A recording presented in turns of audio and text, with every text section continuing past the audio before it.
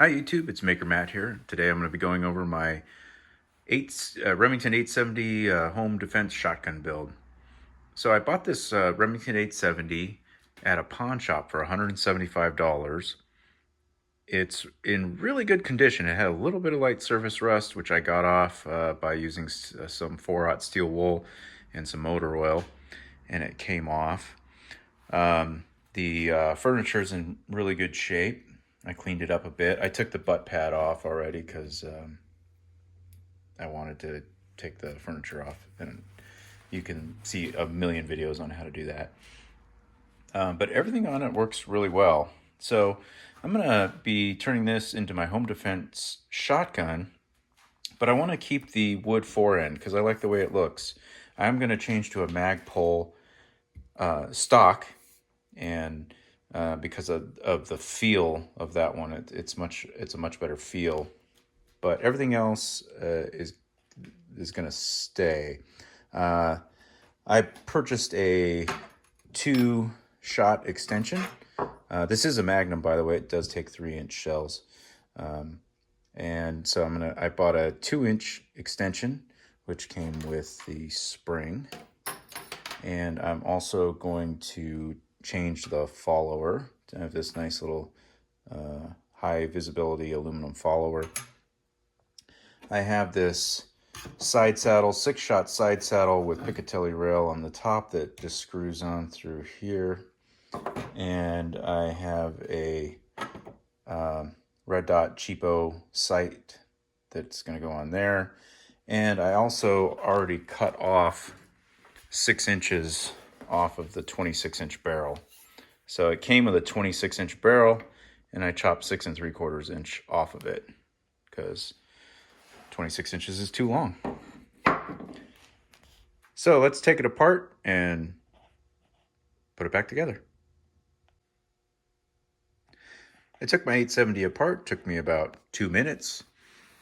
If you've never taken one apart, you'll find they're very easy. I didn't film it because there's about 800 videos on how to dismantle your Remington 870, so I'm not going to do that. Other people have done it much better than I would.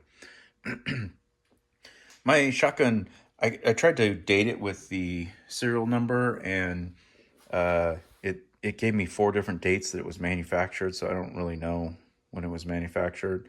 But I found that this one is in better shape than most 870 Expresses. The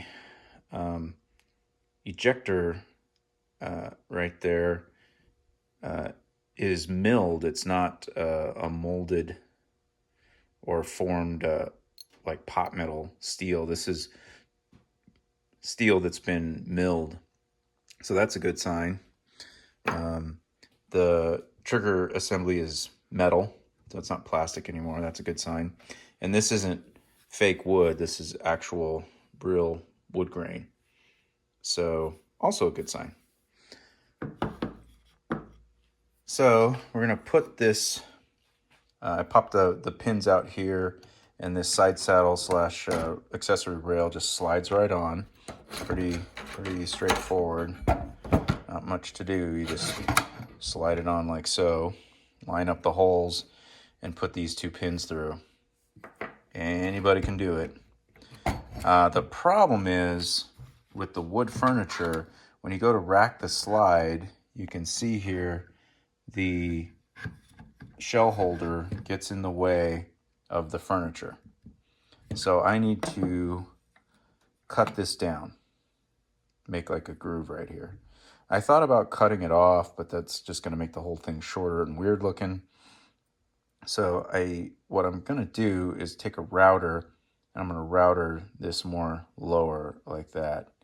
And I think that'll do the trick.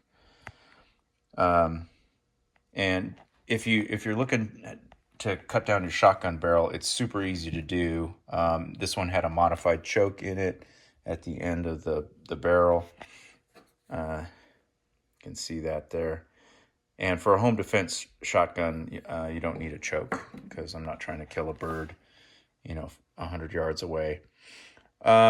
So you measure from the bolt, you go down the inside, you measure from the bolt, and it can't be any shorter than 18 inches. I went 18 3/4 inches because I don't need any problems with the man. This shotgun barrel also comes with the ball bearing right there that locks the cap in. You can see those little divots in there, so it holds the cap in. And what I like about this magazine extension, it also has the divots, so it locks the cap in, and it's a one piece, so that was rad. And then I like this bright follower. This is an aluminum follower. It's very bright, so you can see when the gun is empty. So let me go ahead and mill this out. I'm going to use a router. I'm going to trace out the line, use a router, and we'll see how that works, okay? Stand by. So as you can see, I trimmed that with a router. I just used a, $25 Harbor Freight piece of crap router. It worked just fine. Marked it out, trimmed it, and it clears the side saddle now. There is one problem though, which is, let's see if I can do this with... So it clears it, but if you look this way, you can see how close the shotgun shells are going to hit that wood. So I'm going to try to sand that down there, sand it down like 2 millimeters, so it's underneath, so it slides underneath the shotgun shells. And so far I've spent about 30 minutes on this, but and I have some gun stock Minwax wood finish. Hopefully it's the same, and I'll be restaining that. So let me work on that and I'll let you know. I did a little more sanding on it. You can see I just took some 120 grit sandpaper there. Actually I took a filed it first, then used some 120 grit sandpaper to sand that down so that it clears the side saddle. Sorry, I'll try to do this with one hand. I'm gonna have to cut this out. So it clears the side saddle here.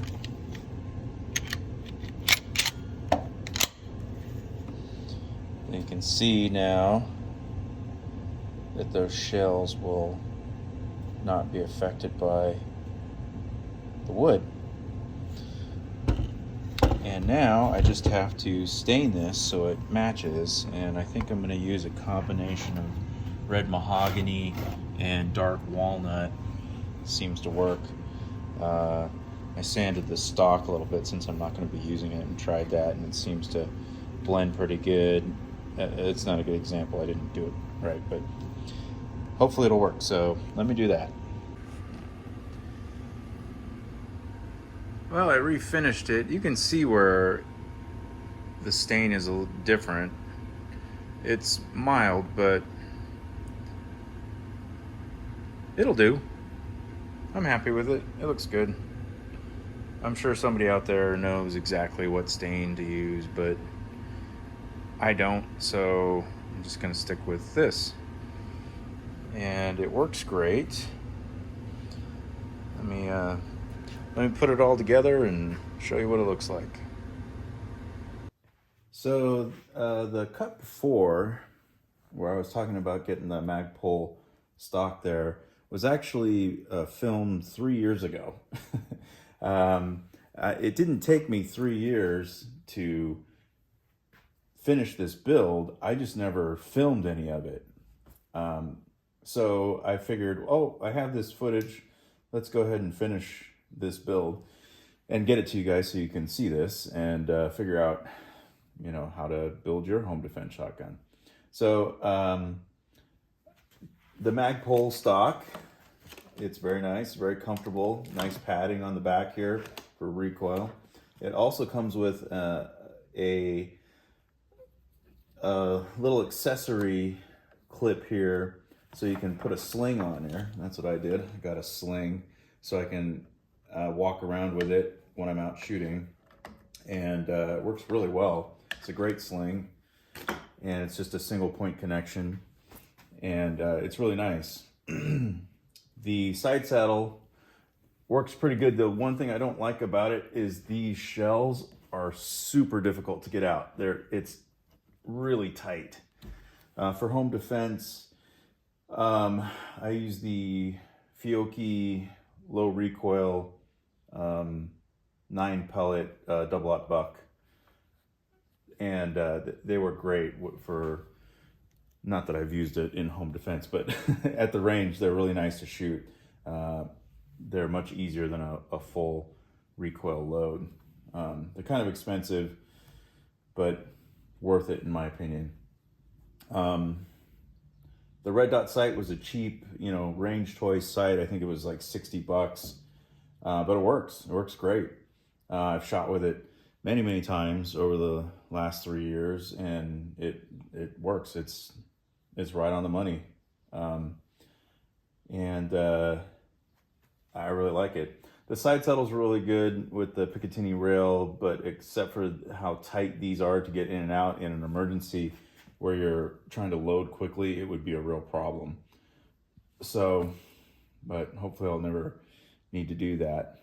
The 2-shot extension, so it's a 7-shot gun. I usually only load with 6 because I found that the 7th shot gets hung up, and I don't know why.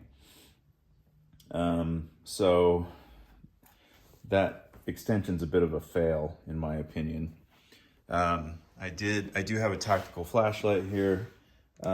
It's pretty bright, and it can also do a strobing effect.